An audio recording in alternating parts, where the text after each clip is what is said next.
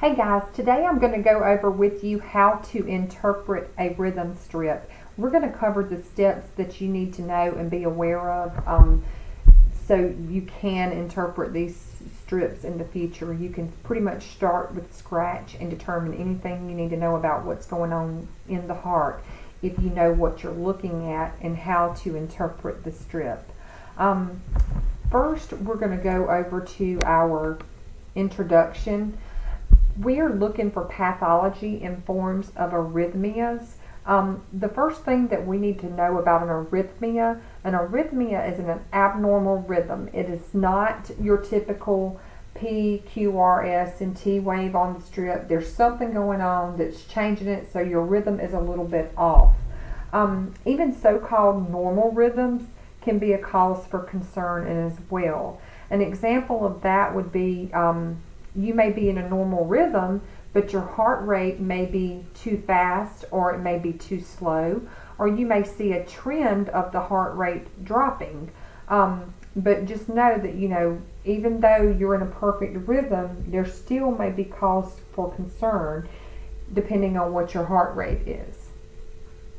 We want to always watch the trends, and what I mean by that is, just for example, if a patient has a heart rate of 110, they come into the hospital and they have a heart rate of 110 and they've had this heart rate of 110 for 2 or 3 days, and then all of a sudden you go into the room and the patient's rate has dropped to 60, that could be cause for concern because for 2 or 3 days they've been at a higher rate of 110 and then all of a sudden they drop down to 60. What if they have another trend? What if they drop down to 30 and then drop down to 0? They don't have a pulse at all.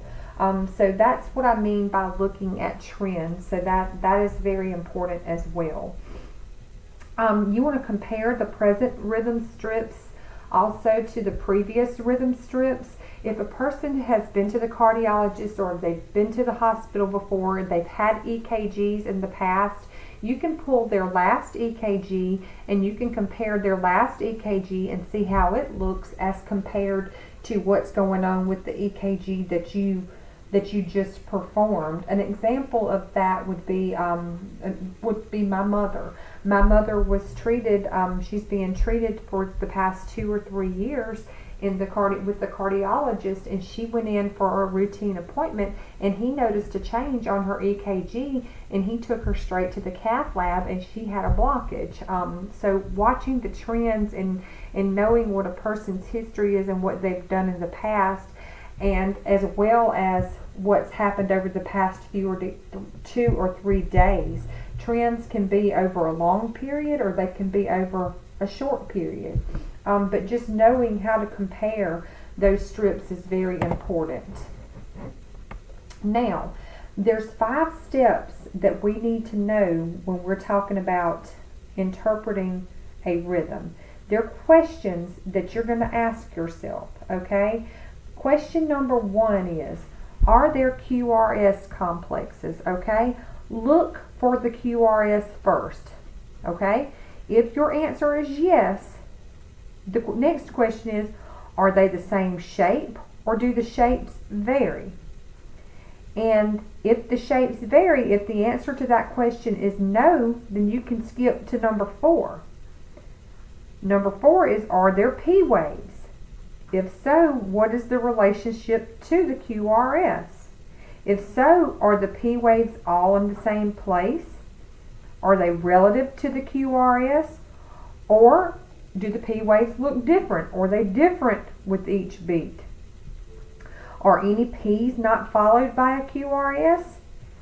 And again, question the shape of the P.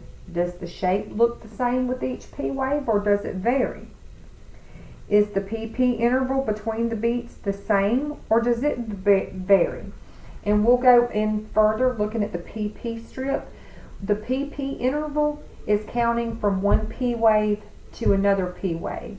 So is that the same with each beat? Is that the same with each section that you're looking at?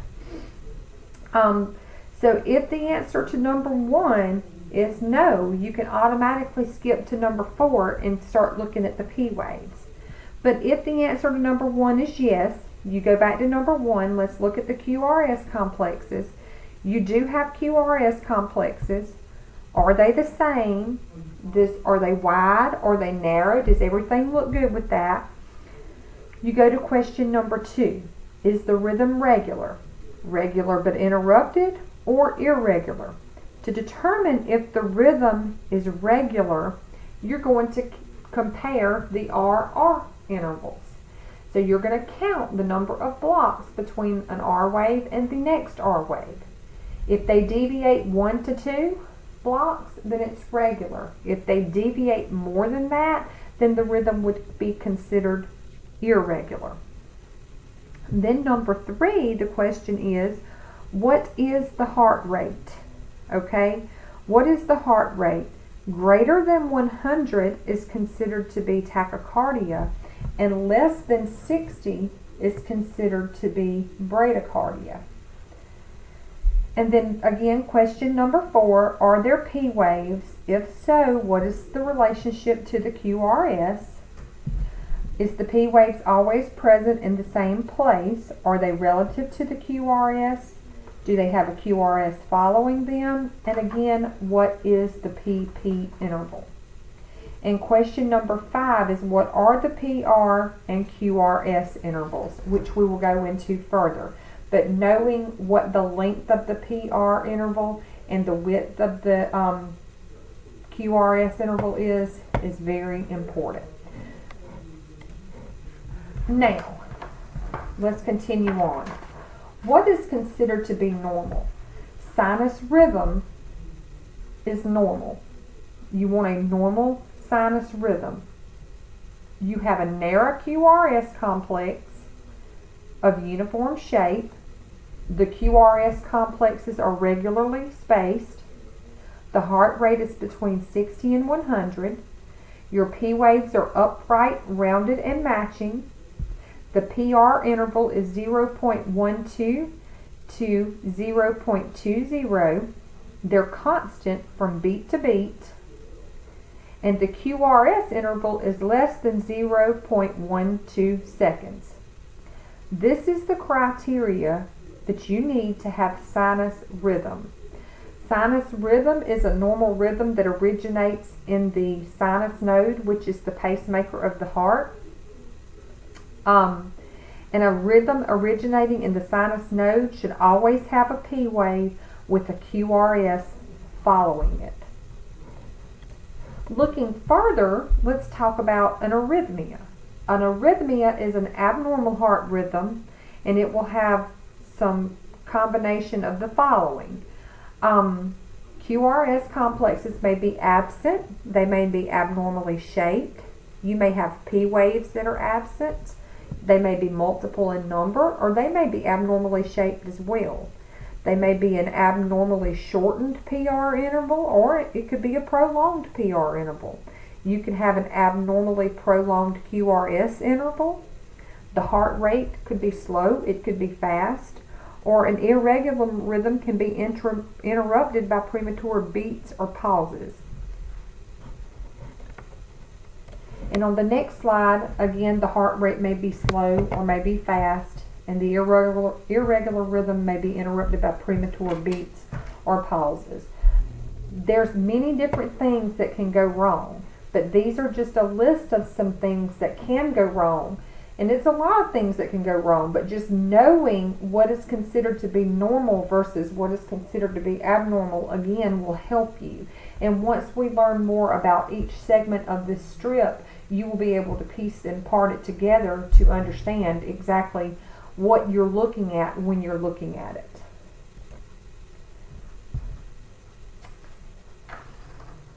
Let's move forward to practice strip number 1.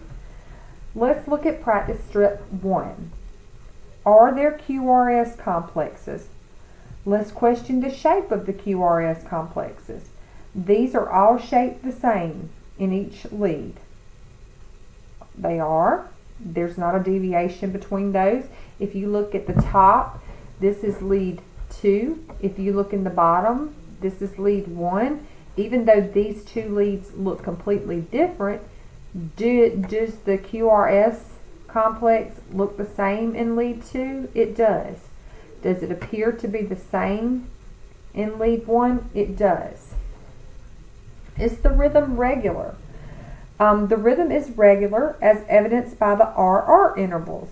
They're all measuring 18 small blocks. So to measure from your RR interval, you would count in lead 1 from here to here, from here to here, and from here to here in lead 2. So that's how you measure the RR intervals. Now, let's look at the heart rate. Because the rhythm is regular, we can choose any 2 successive QRS complexes and we can calculate the heart rate of 83. And the way I did this in this particular one is I would count the number of small blocks between the R and the R. So that would be 5, 10, 15, 16, 17. Oh, we got to take this into consideration because there's one back here, so that would be 18. So because I'm using the little block method, I know that 1,500 little blocks equals 1 minute of time. So I'm going to divide 1,500 by 18, and that would give me 83. So I know my heart rate is 83. So I counted 5, 10, 15, 16, 17, 18. 1,500 divided by 18 equals 83. So I've got my heart rate of 83. And the same here, you can choose either one of these strips to work off of. You just have to choose either lead 2 or lead 1, and you have to work off of one of those strips. Now, let's look. Are there P waves? I like using lead 2. Lead 2 just kind of spoils me. It paints a pretty picture. It paints a better picture, and you get a better understanding. So looking at lead 2, let's ask ourselves, are there P waves? There are upright matching P waves, and they precede the QRS. So here's the P wave. The P wave is before the QRS. Here's the P wave, and it's before the QRS. Does it look the same? That P wave looks pretty similar to me. There are upright matching P waves preceding each QRS. They are married to the QRS complexes. And what I mean by they are married to the QRS complexes, I mean that they're in the same place and they're relative to the QRS complexes. You have a P wave that is followed by a QRS. And the PP interval is regularly spaced. So we have a P wave that's married to the QRS. P, QRS, P, QRS, P, QRS. What I mean by married is for every P wave you see, there's a QRS to follow. This is a group. They are a couple. You see those together. They are married. Now, looking at the P wave, let's look at the PP interval. To measure from the PP interval is going to be from one P wave to the next P wave. From this P wave to the next P wave. From P wave to P wave is your PP interval, okay? Is it regular? So you're going to count your number of blocks between the P and the P, which in this one would be, let's start over here, 5, 10, 11, 12, 13, 14, 15, 5, 10, 15, all right, 5, 10, 5, 10, 15, all right, and I'm going back, 5, 10, 15, it's a little bit different, so let's start down here. 5, 10, 15, 16, 17, okay, so it looks like it's about 17 between them all. So they are regularly spaced.